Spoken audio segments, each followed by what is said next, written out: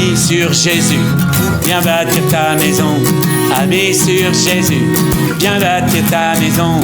Amis sur Jésus. Bonjour, aujourd'hui nous avons 10 versets à nous mettre sous la dent. Eh bien, commençons. Entrez par la porte étroite, large est la porte, et spacieux le chemin qui mène à la perdition, nombreux ceux qui s'y engagent. Combien étroite est la porte et resserré le chemin qui mène à la vie, et peu nombreux ceux qui le trouvent. Gardez-vous des faux prophètes qui viennent à vous vêtus en brebis, mais qui au-dedans sont des loups rapaces. C'est à leurs fruits que vous les reconnaîtrez. Cueille-t-on des raisins sur un buisson d'épines ou des figues sur des chardons? Ainsi, tout bon arbre produit de bons fruits, mais l'arbre malade produit de mauvais fruits. Un bon arbre ne peut pas porter de mauvais fruits, ni un arbre malade porter de bons fruits. Tout arbre qui ne produit pas un bon fruit, on le coupe et on le jette au feu. Ainsi donc, c'est à leurs fruits que vous les reconnaîtrez. Il ne suffit pas de me dire « Seigneur, Seigneur » pour entrer dans le royaume des cieux. Il faut faire la volonté de mon Père qui est aux cieux. Beaucoup me diront en ce jour-là « Seigneur, Seigneur » n'est-ce pas en ton nom que nous avons prophétisé? En ton nom que nous avons chassé les démons? En ton nom que nous avons fait de nombreux miracles? Alors je leur déclarerai, je ne vous ai jamais connu, écartez-vous de moi, vous qui commettez l'iniquité. Entrez par la porte étroite. Les portes servent à entrer, n'est-ce pas? Entrer où? Eh bien là, en l'occurrence, c'est rentrer dans le royaume des cieux. Cette porte est étroite au regard des exigences qui nous ont été adressées depuis le début de l'Évangile. Jean-Baptiste, le précurseur, annonce dans Matthieu, au chapitre 3, verset 2, « Repentez-vous, le royaume des cieux est proche. » Il y a une seule porte. Jésus nous dit dans l'Évangile de Jean, chapitre 10, verset 7, « En vérité, je vous le dis, je suis la porte des brebis. » Dans la reconstruction des murailles de Jérusalem ordonnée par Néhémie, la porte de brebis était la seule de toutes les portes à ne pas avoir de verrou. Jésus est la porte. Il n'y en a qu'une. Il est aussi le chemin. Alors, les portes servent aussi à fermer. La porte est étroite, elle présente peu de latitude. Et Jésus nous invite à fermer la porte de notre chambre quand nous le prions. Rappelons-nous l'histoire de Noé. Les animaux sont envoyés et un conte dit que le lion, en arrivant, voudrait un tapis. La girafe, elle veut qu'on lui agrandisse la porte parce qu'elle a un grand cou. Monsieur éléphant qui a peur de la planche, il a peur qu'elle ne soit pas assez solide. Et le serpent veut qu'on lui perce un petit trou pour passer par ailleurs. Eh bien non, le lion nous enseigne que nobles et pauvres sont égaux devant le salut en Jésus seul. La girafe devra baisser sa tête au niveau de son cœur en pliant le genou pour entrer comme le chameau par le chat d'une aiguille, le surnom oriental d'une petite porte piétonnière. La croix, c'est la planche de salut suffisamment digne de confiance, puisqu'en se retournant à mi-chemin, Monsieur éléphant voit Madame éléphant à moitié de la passerelle sans qu'elle ne fléchisse. Cette porte nous parle de Jésus. Et un jour, le Père fermera la porte. Aujourd'hui, c'est encore jour de salut. Dieu nous appelle. Large est la porte. Spacieux est le chemin qui mène à la perdition, nombreux ceux qui s'y engagent. Combien étroite est la porte et resserré le chemin qui mène à la vie, et peu nombreux ceux qui le trouvent.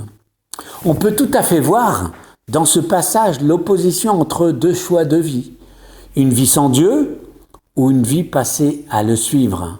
Le chemin spacieux représente la vie facile, c'est plus facile de vivre sans Dieu dans un monde qui le rejette. Ce chemin mène à la perdition.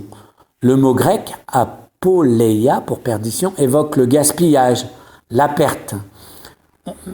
C'est vrai, c'est un choix de vie qui ne veut pas de Dieu, mais certains veulent de Dieu avec des exigences qui ne sont pas l'évangile. Tout évangile qui ne donne pas les exigences de ce sermon est une porte élargie, trompeuse, qui ne mène pas au royaume de Dieu. Par exemple, l'évangile de la prospérité veut nous faire croire que la foi doit conduire au succès matériel. Or, il est impossible de ne pas connaître les mêmes tentations que Jésus. Victoire sur nos appétits charnels, résistance à l'esprit de ce monde en renonçant aux richesses, combat contre l'orgueil en cas de succès. L'histoire de l'Église nous montre combien il est facile de se tromper dans ses objectifs. Imposer l'Évangile par la force, cumuler pouvoir spirituel et matériel, imiter l'ange trompeur de lumière dans la recherche de la gloire. Jésus est l'antithèse de tout cela. Oui, ces évangiles trompeurs mènent à la perdition. Pas de couronne sans la croix, nous enseigne le cantique rapporté par Paul en Philippiens 2. Et en obéissant à ce sermon sur la montagne, nous travaillons à notre salut avec crainte et tremblement. Le mot sténos, étroit, évoque le rétrécissement comme celui d'une gorge qui se contracte sous l'effort. Sténazo, c'est soupirer, se plaindre. Sténochoria, c'est l'angoisse, la détresse. C'est bien la description d'une vie pas évidente, peu enviable selon les critères de ce monde que Jésus nous propose. La porte ouvre sur un chemin que nous avons déjà évoqué dans la 19e étude. Je veux redire ici en quoi le chemin proposé par Jésus est étroit, impraticable même. D'un côté du chemin, vous avez la vie sans Dieu, le compromis avec les plaisirs défendus, le péché. Et de l'autre côté, vous avez le légaïsme pharisaïque que mesure votre valeur à ce que vous faites. Le sentier étroit est impraticable à la chair. C'est pas possible. Une vie religieuse n'est pas suffisante. Comme Jésus le dira, c'est impossible aux hommes, mais à Dieu, tout est possible. Quand j'ai mentionné Philippiens 2,13 tout à l'heure, le complément avec crainte et tremblement indique notre prudence à ajouter nos actions à l'œuvre de Christ pour notre salut. Notre salut est acquis. Nous participons à son entretien en ne nous arrêtant pas, en ne nous retirant pas pour nous perdre, mais en ayant la foi pour sauver notre âme, nous dit Hébreux 10, 39. Jésus semble dire que peu trouvent le chemin étroit et cette porte, petite, étroite. Est-ce parce qu'il n'est pas encore mort et ressuscité? Ou y aura-t-il plus de perdus que d'âmes sauvées à la fin, au jugement dernier? J'émets quelques suppositions, mais je n'en ferai pas de doctrine. Dans Matthieu 13, dans la parabole des 4 terrains, 1 terrain sur 4 est propre à la récolte abondante. Mais ces terrains nous parlent d'abord de la disponibilité du cœur pour le salut qu'il nous donne. Une étude statistique de la réponse au salut. Je suppose qu'un agriculteur avisé fera en sorte que le terrain cultivé représente une surface plus importante que le chemin, le terrain pierreux, les endroits épineux. Dans Luc 15, Jésus évoque une brebis perdue sur 100, une pièce de monnaie égarée sur 10 et un fils sur 2 perdu au loin. Mais un fils sur 2 perdu auprès de son père. Donc là, 100% de perdu. Alors mon ami, je sais juste que quand on est sauvé, on a cette assurance ancrée dans le ciel que ce que Jésus a promis, il l'accomplit. Il nous prépare une place dans la maison de son Père. Dernier élément de réponse, on voit des réponses massives à l'appel dans certains passages des Actes et dans certains endroits, on ne nous mentionne que quelques adhésions, comme quand Paul prêche à Athènes. Paul dira que Dieu désire que tous les hommes soient sauvés, et puis plus loin, il dit vouloir en persuader quelques-uns. Voilà peut-être une réponse de Normand. Dernière remarque, en araméen, la porte étroite est décrite comme une porte fine, délicate. Voilà qui rejoint la porte des brebis sans verrou. Continuons au verset 15. Gardez-vous des faux prophètes qui viennent à vous vêtus en brebis, mais qui au-dedans sont des loups rapaces. Alors là, une image facile, gardez-vous, c'est prosecco, le mot grec, gardez-vous, prosecco comme le vin pétillant italien. Ne vous laissez pas griser par ces imitations d'évangile qui vont flatter l'ego, la promotion du moi, qui va nous faire croire que nous devons éviter les épreuves en suivant les préceptes des prophètes menteurs, selon la version araméenne. Les béatitudes sont la démonstration que Dieu ne nous évite pas les épreuves, mais nous équipe pour les traverser glorieusement, c'est-à-dire en cherchant la gloire de Dieu uniquement. Le faux prophète, selon la loi de Moïse, était lapidé. Le Deutéronome nous le précise. Le prophète qui aura l'audace de dire en mon nom une parole que je n'y aurais point commandé de dire, ou qui parlera au nom d'autres dieux, ce prophète-là sera puni de mort. Alors attention, ne prophétisons pas n'importe quoi. Il est arrivé que beaucoup de prophètes n'ont pas été écoutés et même ont été mis à mort parce qu'ils donnaient une parole contraire à l'attente du peuple et de ses responsables en particulier. Le faux prophète cherche à plaire, annonce la prospérité, surtout il dit des choses différentes de celles que la Bible. Le mensonge, c'est un mélange de vérité, d'inexactitude. Le gros mensonge serait vite repéré. Alors, il va s'habiller de respectabilité, il séduit. Dans le même chapitre, où Jésus se nomme la porte, il dira « Je suis le bon berger ». Le mercenaire travaille pour de l'argent.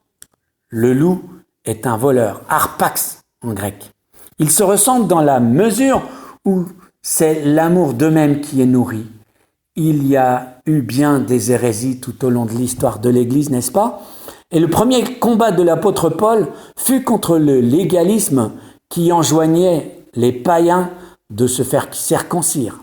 L'apôtre Jean a combattu le gnosticisme dans ses lettres. Dans les Écritures, nous avons la réponse à toutes les erreurs colportées sur la nature de Dieu. La Bible doit rester au centre de nos rencontres pour attester de la vérité de ce que les prophètes disent. Pour nous, évangéliques en particulier, rien ne doit s'élever au-dessus de cette autorité des Écritures saintes. Ce n'est pas de la bibliodâtrie, c'est l'exigence de ne pas contredire le premier ordre donné.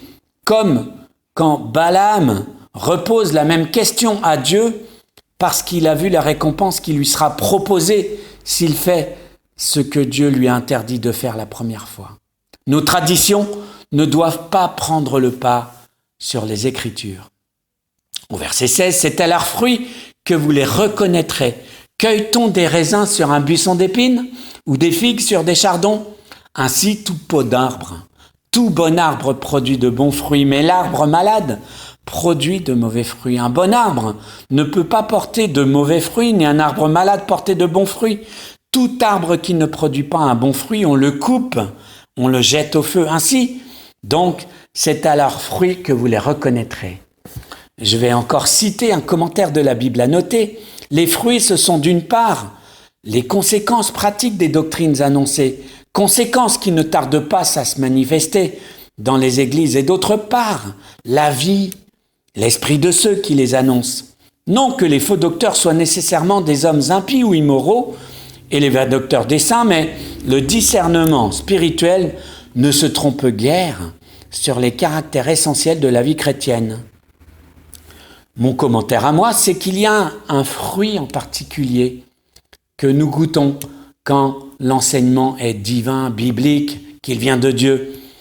Il y a une paix qui vient dans mon cœur quand j'entends la saine doctrine.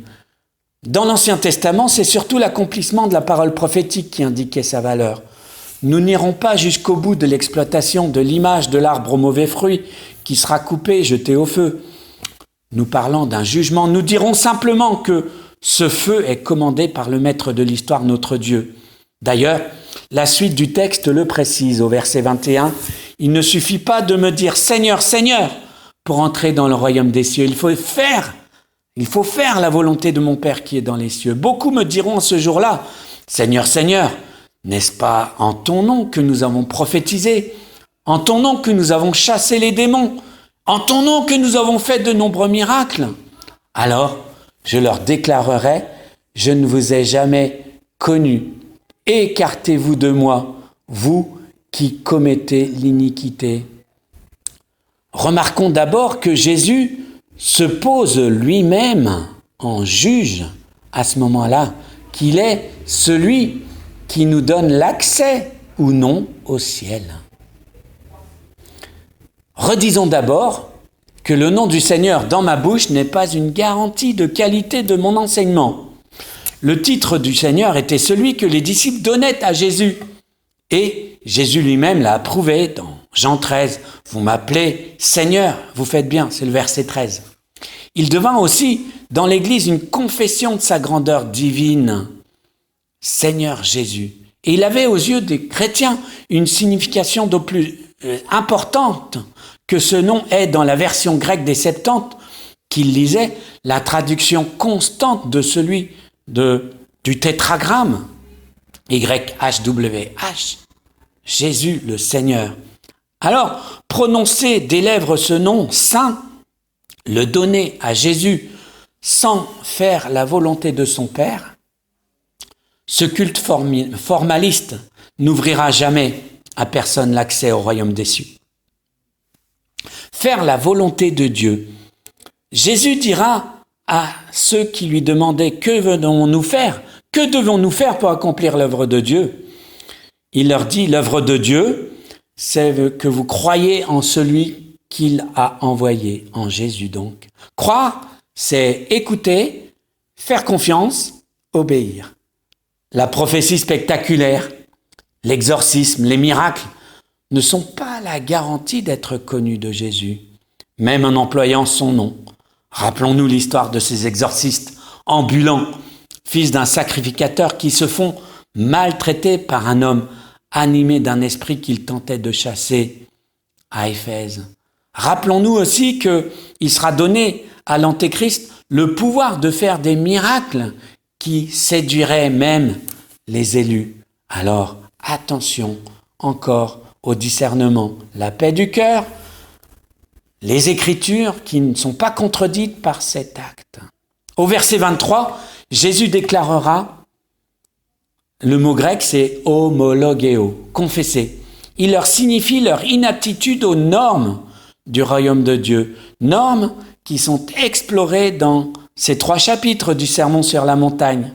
Alors, comme nous arrivons à la fin de ces études, c'est l'occasion pour moi de te demander, as-tu vérifié ton homologation dans le royaume de Dieu?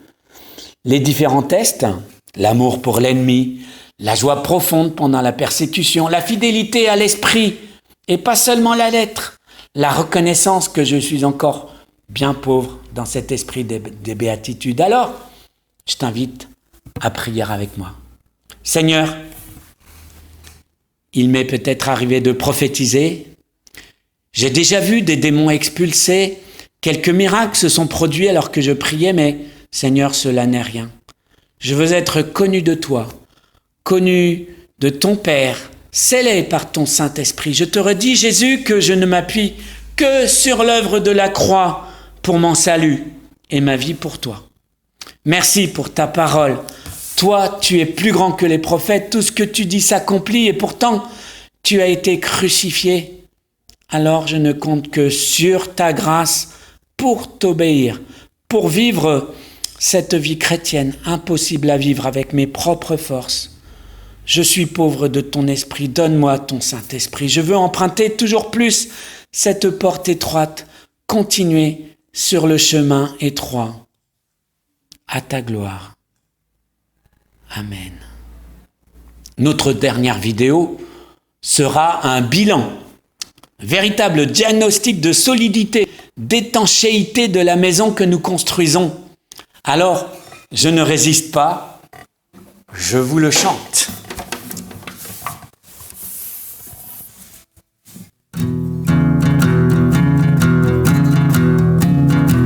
Le fou sur le sable a bâti sa maison. Le fou sur le sable a bâti sa maison. Le fou sur le sable a bâti sa maison. Et la tempête arriva. Le vent souffla et la pluie tomba. Le vent souffla et la pluie tomba.